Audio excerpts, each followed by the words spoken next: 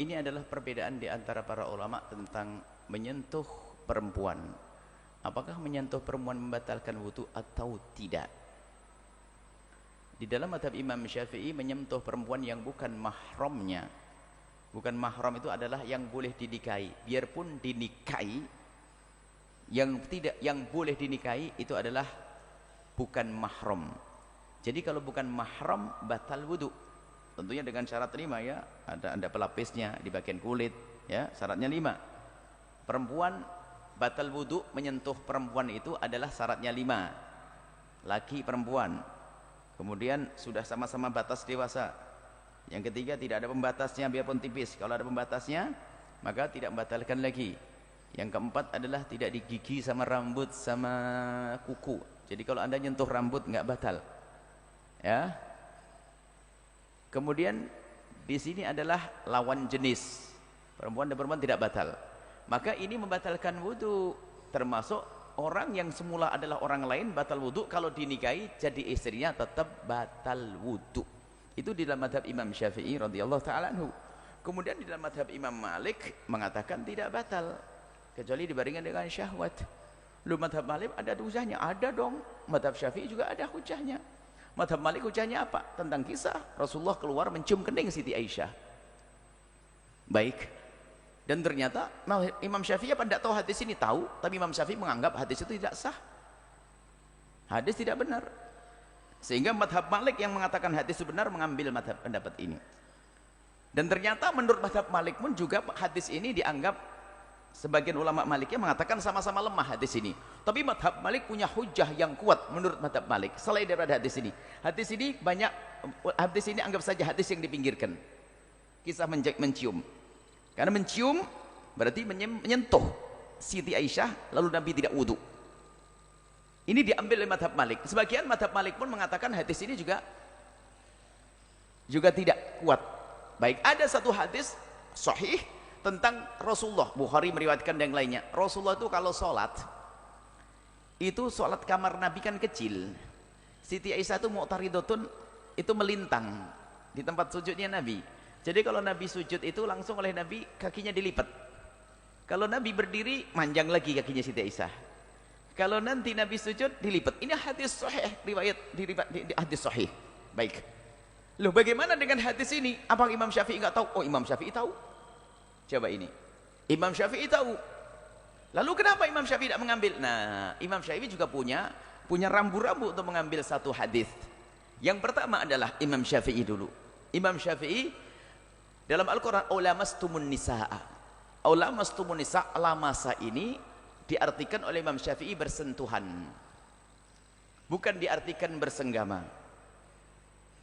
Jadi bersentuhan dalam Al-Quran. Sementara madhab Hanafi mengatakan ini bersenggama. Imam Syafi'i mengatakan, madhab Syafi'i, oh ini bukan bersenggama. Kenapa? Karena ada satu riwayat tentang laki-laki yang berzina, kisah Ma'is dan yang lain berkata bahwasanya halaktu ya Rasulullah qad zanaitu. Maksudnya, aku hancur, aku telah berzina Rasulullah. Tohirni, sucikan aku. Kemudian Nabi mengatakan apa? La'allaka lamasta. Mungkin kamu masih bersentuhan loh. Coba. Kalau lamasa artinya bersenggama, Nabi nggak akan bertanya la'allaka lamasta. Tapi Nabi bertanyanya, mungkin kamu masih bersentuhan saja. Tidak, kami melakukan ya Rasulullah, baru ningkat. La'allaka qabbalta, mungkin nyium saja. Tidak ya Rasulullah, aku melakukan. La'allaka fakhatta, mungkin tidak sampai masuk. Tidak, saya melakukan lalu. Berarti apa? Ada 4 martabat. Yang pertama lamasa. Dalam hadis lamasa artinya bersentuhan tangan. Baik. Madhab Hanafi pakai hujah tadi bahwasanya atau Maliki melintangnya Nabi. Lamasa artinya bisa saja bersentuhan, mungkin. Bagi yang mengatakan lamasa artinya bisa bersentuhan dan artinya bisa bersenggama. Baik, oke. Kalau madhab Syafi'i artinya bersentuhan. Tapi madhab yang lain diartikan senggama. Dan memberi makna senggama tentu ada sebabnya. Kenapa madhab Hanafi mengatakan itu bersenggama? Karena apa? Ada hadis sahih, Nabi bersentuhan menurut dia, menurut madhab Hanafi. Menurut madhab Hanafi ini ada Nabi menyentuh, tapi ternyata Nabi tetap melakukan sholat, yaitu hadis sahih tadi. Baik, apakah itu benar Nabi menyentuh atau tidak? Yang sahih ini, Nabi sholat, kemudian Siti Aisyah melintang, kemudian kakinya kemudian dilipat waktu sujud. Setelah Nabi berdiri, kakinya melintang lagi. Dan ini terjadi berulang-ulang. Baik, hadis ini sahih menurut madhab Syafi'i dan menurut madhab yang lainnya sahih.